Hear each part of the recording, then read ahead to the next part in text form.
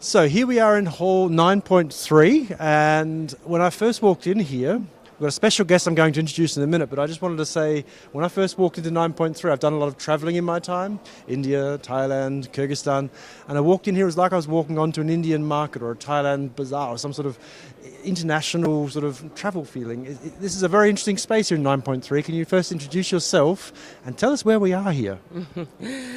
Hello and welcome to Frankfurt anyway. We're in Frankfurt, that's true, we are. Yeah.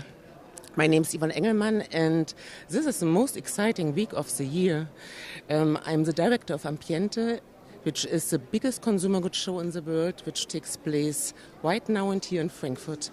And it's a pleasure to be here. We've seen so many different contrasts. I think this area here is no different. And I'd love to go for a bit of a walk with you if you don't mind. We're starting here in Senegal. I've never been to Senegal. I would love to go one day. And we're going to go probably, I'd say this way, guys. What do you think? The contrast, even look at this stand here. We've got Senegal. I see a great video sort of showing the production, how these things are made. We've got people standing around doing business. This is obviously what this area is about, isn't it? Yeah, it is. And I have to, let me put it like this. This makes Ambiente so exciting, that Ambiente gives an overview of the entire market. Yeah. Ambiente does not feature only high-end brands and design-oriented companies, but also small and medium-sized companies from emerging markets or developing countries with unique producers. And these guys are producing some very interesting products. Maybe, hello, how are you? We're from the Ambiente Facebook Live team. How has Ambiente been treating you? Is everything going well? Yes, everything is going. Thank you. Good. You got some really great content and storytelling. Is people asking lots of questions about your products? Yes, we are GIZ and we support the producers in Senegal, and they are there. This is a designer who do that, Mr. Usman. Oh, we've got a famous designer here. Hello, what's your name? Usman Bay. Products. And we have Joanna Brumble, we have Isa John Tissues, we have Gallery Mam Sambas, and what we do here is to show Senegal products, and with those products of Senegal to make opportunities for young people in Senegal to find job with our creativity. Awesome. And which products did you design, sir? My English is very much. Yours? It's my furniture. Ah, lovely. Lots of steel welding skills? It's petrol barrel lead. Yeah. Well, all the best. Good luck with everything. So where? There, you're hiding behind me. This is one of the most international exhibition halls of Ambiente. Hall 9.3 is accommodating 500 companies, producers and manufacturers. 500? 500. Wow. From more than 40 countries, mainly coming from overseas. And there obviously, you've got a few larger groups, smaller groups, so there's a lot of handcraft, local craft. Is that something which is intentional? And what's the story behind some of these brands? We just met the guys from Senegal. They're trying to help young designers find their way. Is that a common thread? Absolutely. It is common. Nowadays, the consumer, on the one hand side, want to have products that are nicely designed and that are functional, but on the other hand, they also want to buy products that are social, responsible, and that are produced under social and fair conditions. We heard that this morning from Thomas. He was talking about the ethical style flagship, and that's a good way of sort of guiding people to say yes. When you buy from these guys, you know where it's produced, what it's. This guide helps buyers coming to Ambiente to find those kind of products in the exhibition. It's a listing of companies with sustainable green products and or production processes. And we were actually walking, not coincidentally, we've actually got a gentleman we're about to meet from the CBI. This is a Dutch institution, I understand, and that you work with those guys to help. We work with those guys and support them as well. You have to know, here you have a huge range of products in that hall. You have industrial manufactured products, but also handcrafted products from small, unique craft producers. And for them especially, it's hard to enter the global market and to participate in the global trade. Well, now I'm very interested in hearing what Mr. Remco's got to say. I mean, thank you very much for your time. I'm going to pass over to him now. Pleasure for me. Good to see you. Have a good day.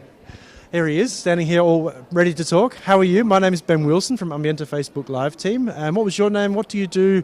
And what's your role in all this quite incredible space? Well, my name is Remco Kemper. I'm a CBI sector expert in home decoration. And what is CBI? CBI is the Center for the Promotion of Import from Developing Countries. Mm-hmm.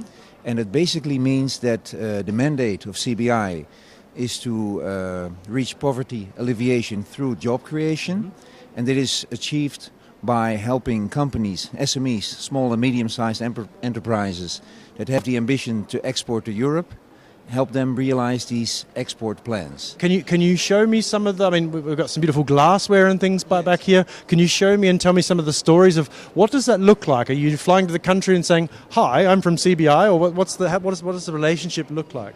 Basically, CBI does programs in different countries, in developing countries, and before they start a program, they do what they call a value chain analysis to see if it's viable, feasible to do a project in this country. And CBI is not only active in home decoration and home textiles, but also in other sectors. Mm-hmm. After doing a value chain analysis, they will make a business case to further test the feasibility of a program. And by the time the business case has been approved, we will literally go into the country and give workshops also to find companies that could be interesting partners, participants in these programs. I can just see with the cameraman's going close to some of the pictures on the walls here. If you can catch some of the faces and the stories, I think in 2019 CBI will start programs in Bangladesh, Cambodia, Indonesia, Laos, Myanmar. Yes. That's a lot of new countries for 2019. Yes, well you see that we have a relatively small space for CBI. 2 years ago we had more than 500 square meters at Ambiente. And you could say that we are in between programs now. The participants you see here, usually participants, they are with us at a fair for about 3 consecutive times. And this is all their third participation. And we're about to embark on these new programs, of which you'll probably see the fruits at the Ambiente 2020. Yes, as you said, in those 5 countries we will start. And we are now in the phase where we will start finding companies that will be participants in these programs. And have you got any, let's say, success stories? I mean, I've seen a few stands which they sort of stand out. Did I just say stands that stand out? I did.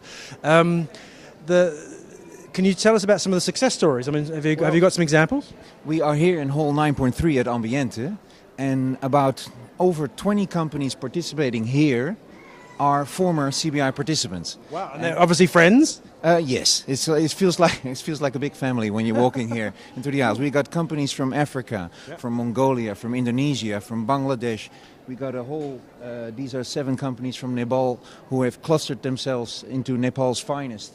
And these are all former CBI participants. I think there must be close to 30 companies who used to be under the umbrella of CBI here at Ambiente. So there must be, obviously, a relationship begins, it goes on a journey, they've learned some skills, where they're presenting their products and stuff is very, very interesting and very, very, I'll say, almost minimal. It could be in some of the bigger halls as well. And these are some of the tips and tricks you guys give them along the way as well, yes? It's more than tips and tricks. I mean, these programs take 3 to 5 years. In which we go through all the aspects of the business of a company. We make a thorough evaluation together with the company, and based upon the evaluation we make an action plan, what needs to be in place to become what we call a sustainable exporter. And a sustainable exporter in our point of view is next to the CSR, the corporate social responsibility part, which is really important. We also look at it at sustainable from the point of view that they can continue their exports after the support of CBI ends. And this is the living proof of that. And I see also up on the wall, could maybe try and get Nepal's finest, but also the World Fair Trade Organization. Yes. That's obviously, you provide connections and obviously, I'd imagine, help them achieve what is fair trade. I mean, yes. If you're talking to someone from I'll say, developing country, fair trade, I mean, do they know what that is and how to leverage that? I mean, is that something also, is that part of your offering? Absolutely. And especially in this program that Nepal was a part of, it was called Fair Trade's Finest. Mm-hmm. And the idea was to have companies develop into being guaranteed fair trade members, and also have this aspect of the business help them in getting extra access to the EU. Because what you see is that when it comes to sustainability, social responsibility in companies. 10 years ago, it started as a bit of a buzz. 5 years ago, it started to become a hype, but you couldn't find so many. And at the moment, you see that more and more buyers are really focusing on sustainably produced, socially responsibly produced products. And this is a fantastic example. Well, we're also seeing it in the. We've been here for obviously the third day Ambiente 2019, and it's actually been an interesting journey the last few years that we've been involved here. The evolution of that, it's no longer, as you said, a niche or something that's happening in the background. It's actually become, it's front of house. It's there in your face. It's showing where things have come from. Absolutely. And that provides an element of almost opening the doors, transparency, and obviously important for developing countries as well, correct? Yes, absolutely. And I think it will go further than this even. This is the beginning of the development, but I think it will become a requirement for these companies to be sustainable in the way they produce, the way they source the raw materials, the way they deal with the people that produce for companies. Because it's valuable, isn't it? People who can tell a story like that, it adds a value to the object on the shelf. Yes, but the important part is to always achieve a balance between the quality of the story and the quality of the product. You can have a very nice story, but if the product is not up to the same mark as the story, then the story will not stay. It's the old adage, if you make something of quality that someone needs, it's going to be a better experience, it's going to last longer, etc., etc. So it's all part of the overall equation. You mentioned actually there's a couple of examples. I see the World Trade Organization logo on the corner here. Yes. And is this something you... obviously, do you know this guy maybe? This is Fernando he smiled so broadly before at us. So hello, so how's the Ambiente going for you? It's very good now, yes. Yes, we already 11 years in Ambiente, and we still find the relevance of this fair to our business, because now we are running 3 shifts, 24 hours a day before, because we always have find the new customers as long as with the existing customers, so our business become growing and growing. You've got beautiful colours too, haven't you? I look at the beautiful colours you've got here, nice brochures, and is business going well this year for you? Very much, yes, very, very much growing, so we are very happy with this. I wish you all the best for the rest of the Ambiente 2019. Thank you for your time.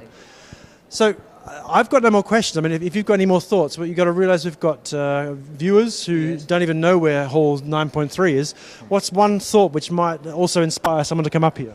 Well, it's an exotic. I think it's the most exotic part of the whole fair. Great word for it. Yes, It's a great word. because the thing is, you'll find producers from all over the world here, whereas in the rest of the fair, it's predominantly European. And I think what I like is, again, the Ambiente is always a world of contrast. You've got the traditional sort of Buddha, little Buddhas and sort of traditional trinkets and gifts.